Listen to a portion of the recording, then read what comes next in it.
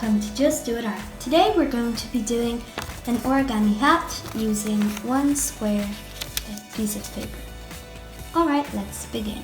First, unfold it neatly in the middle. Next, take one corner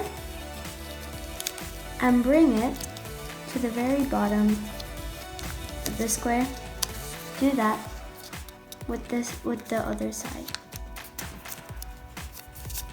When you're done this, take one side up again and the other side same. Next, take the corners of the side, put them down. Do that again, the other side.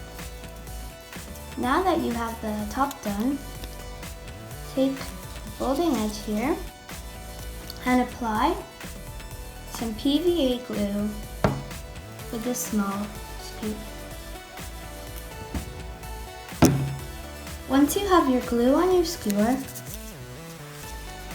put it on the edge